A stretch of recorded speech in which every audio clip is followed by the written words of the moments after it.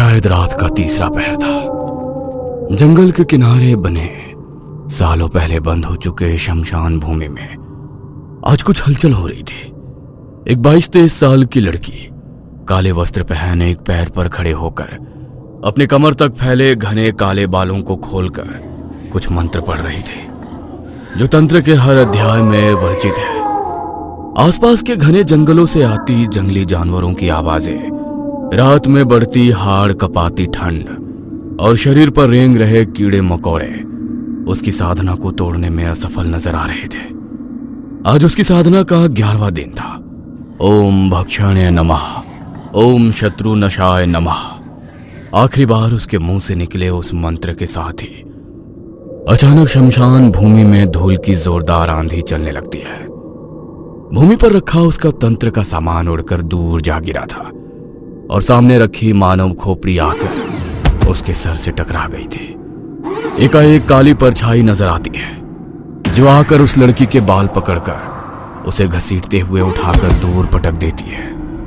अभी भी समय है, लौट जा। आगे सिर्फ और सिर्फ मृत्यु है। अपनी मौत को मत आमंत्रित कर, लौट जा। मैं लौटने के लिए नहीं आई हूँ। मैंने सोच लिया है, जो भी कर रही हूँ सोच समझ कर रही हूँ।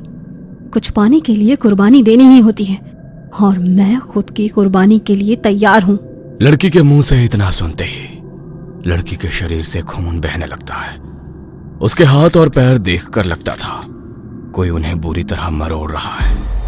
दर्द को सहन करते हुए वो अभी भी मंत्र पढ़ती जा रही थी। कुछ देर बाद उसके सामने एक डरावनी स्त्री प्रकट होती है। जानती है ना तूने क्या किया है? भाक्षणी हूं मैं। जिसके नाम से तूने ये तंत्र किया है उसकी मौत अब निश्चित है। तेरे दुश्मन के साथ साथ मृत्यु तेरी भी निश्चित होगी।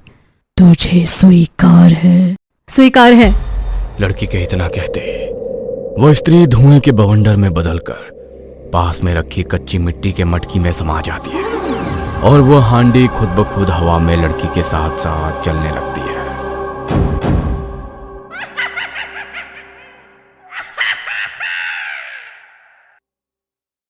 घड़ी की सुइयां रात के 12 बजने का संकेत कर रही थी। मिट्टी के दियों की मध्यम रोशनी से जगमगाते कमरे में लाल फूलों से सजे बिस्तर पर बैठी पूर्वी की आंखें अब नींद से बंद होने लगी थी। एकाएक पूर्वी की आंख बंद हुई और उसे महसूस हुआ किसी ने उसका मुंह कसकर दबा दिया है। पूर्वी बुरी तरह छटपटा रही थी। तभी घबराकर उसकी नींद खुलती है। कमरे में बिल्कुल सन्नाटा नजर आ रहा था। उसका पति पूरब कमरे में कहीं नजर नहीं आ रहा था। उफ, ये सपना। कितना वक्त हो गया, ये पूरब अभी तक क्यों नहीं आया? दुल्हन के लाल जोड़े में सजी पूर्वी अपने बिस्तर से नीचे उतरती है और घूंघट में से ही पूरब को पुकारते हुए हवेली में एक कमरे से दूसरे कमरे में जाने लगती है। अचानक ही एक कमरे के दरवाजे पर पहुंचकर उसके कदम ठिठकते हैं। कमरे का दरवाजा हल्का सा खुला था और भीतर से कुछ अजीब आवाजें सुनाई पड़ रही थी। कुछ अजीब दुर्गंध भी कमरे के धुएं के साथ बाहर आ रही थी। इससे पहले कि पूर्वी अंदर जाती, उसे अपने कंधे पर एक गर्म हाथ महसूस होता है। डरा दिया तुमने। कहाँ थे तुम? बहुत जल्दी में है मेरी दुल्हन। बस तुम्हारे पास ही आ रहा था।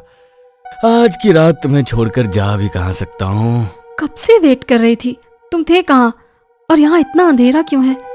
ये जगह कुछ अजीब नहीं है?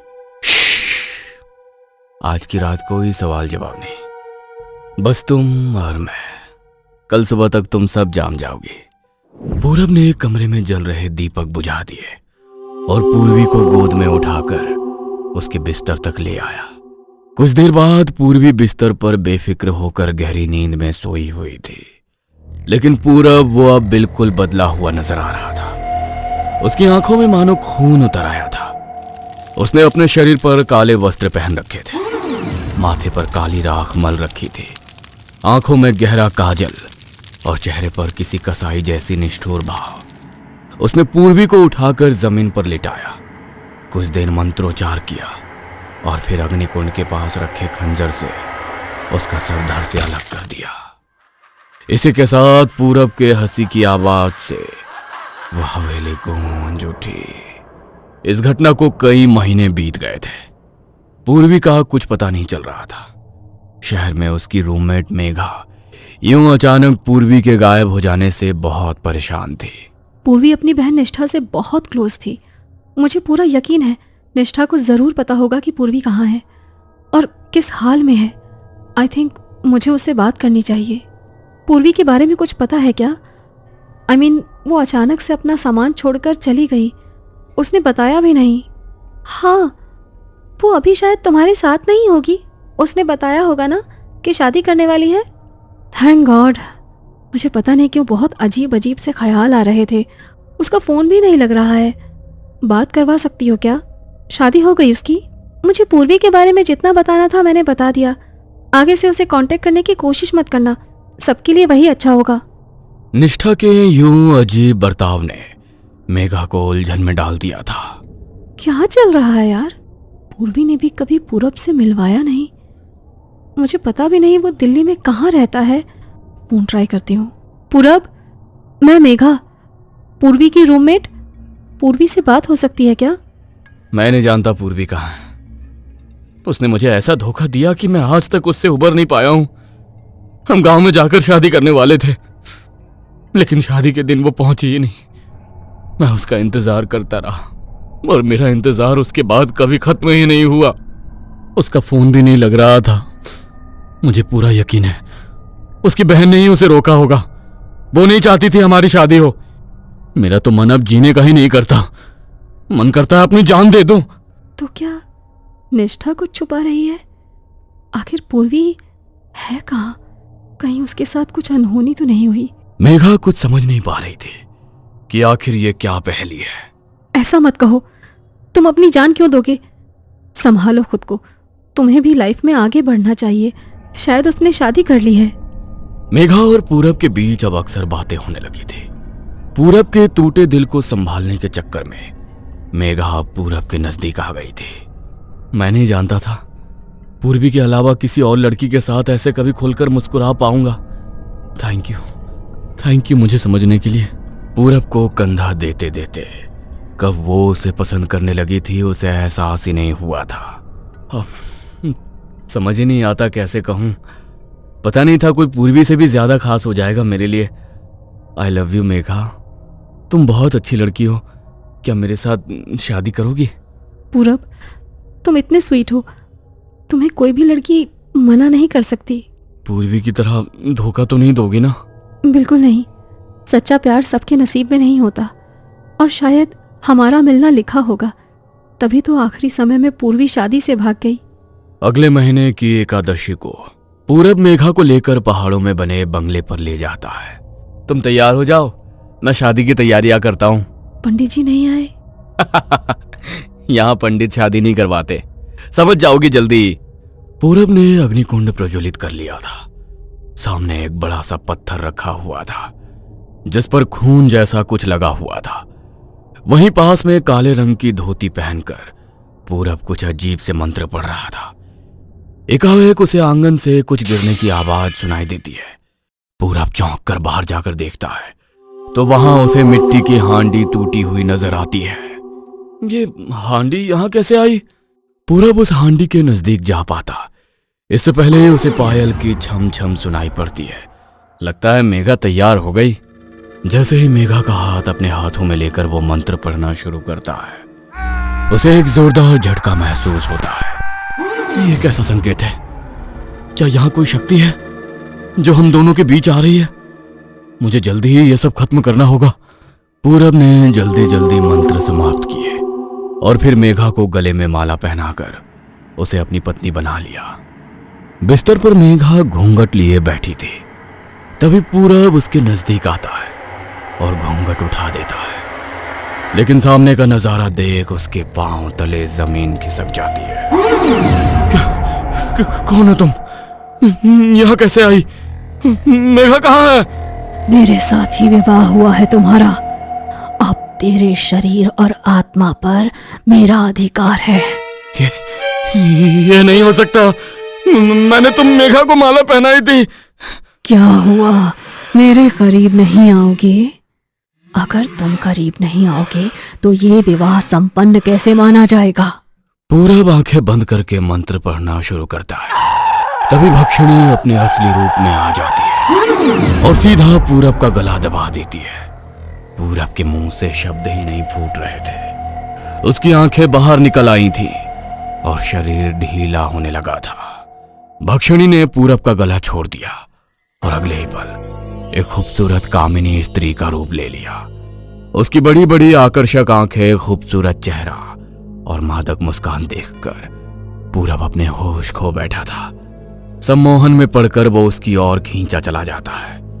कमरे में अंधेरा छा जाता है और कमरे का दरवाजा अंदर से बंद हो जाता है। यह पहली बार था जब शादी के बाद दुल्हन के साथ रात बिताने के बाद पूरब ने उसकी बलि ना दी हो। अगली सुबह पूरब बिस्तर पर लेटा हुआ था। वो पूरी ताकत लगाकर बिस्तर से हिलना चाहता था, लेकिन ना वो हिल सकता था, ना उसकी आवाज गले से बाहर आ रही थी। बेबसी में उसके आंखों से आंसू लुढ़क कर गाल पर आ जाते हैं। तभी उसे कमरे में छत के पंखे पर वही डरावनी छाया लटकती नजर आती है, जो जोर जोर से हंस रही थी।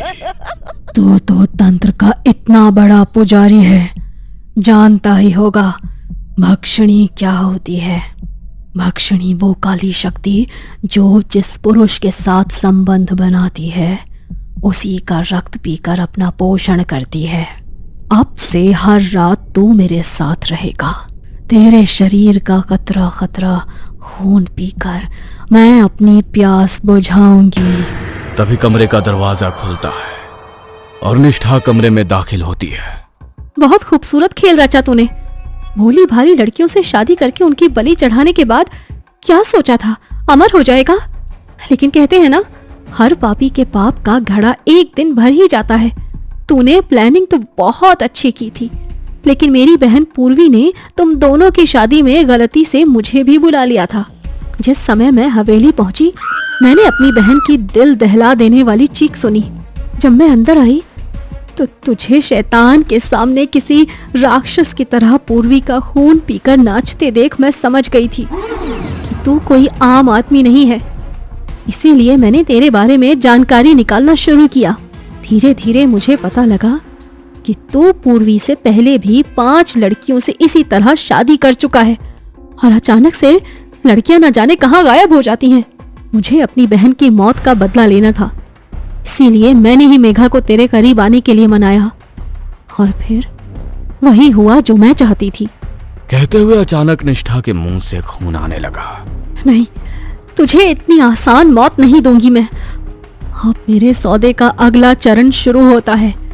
भक्षणी की भूख शांत करने के लिए मैं उसे अपने शरीर में आने का आवाहन करती हूँ। हे भक्षणी, इसे छोड़कर मेरे पास आओ। ये क्या कर रही हो? अरे भुगतने दो ना इसे इसके कर्म। तुम क्यों अपनी जान पर खेल रही हो? हम अब यहाँ से चलते हैं। अब देखते हैं इसका शैतान इसे कैसे बचाता है। नहीं, ये अब बिस्तर से हिल भी नहीं सकता। इसके शरीर पर जो जख्म है ना, उसके लिए इसे ना दवा मिलेगी और ना ही पेट भरने के लिए खाना। यूं ही बिस्तर पर लेटकर भूख प्यास से तड़पेगा ये। उसके जख्मों में कीड़े रेंगेंगे। मैं इसके शरीर पर शहद का लेप लगाकर जाऊंगी ताकि चींटियां इसे खतरा खतरा नोचें। हर पल अपनी मौत की दुआ मांगे ये, लेकिन इसे मौत भी नहीं आएगी। मेघा निष्ठा को रोकने की बहुत कोशिश करती है, लेकिन निष्ठा जमीन पर बैठकर मंत्र पढ़ने लगती है। अगले ही पल भक्षणी आकर निष्ठा के शरीर में समा जाती है। निष्ठा का शरीर नीला पड़ने लगता है।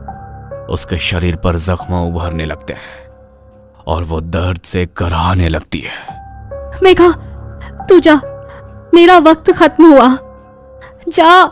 मेघा के वहां से निकलते ही हवेली के दरवाजे हमेशा के लिए बंद हो जाते हैं और कुछ ही देर में भक्षणी निष्ठा के शरीर का कतरा कतरा खून पीकर उसे एक सूखी लकड़ी जैसा बना देती है।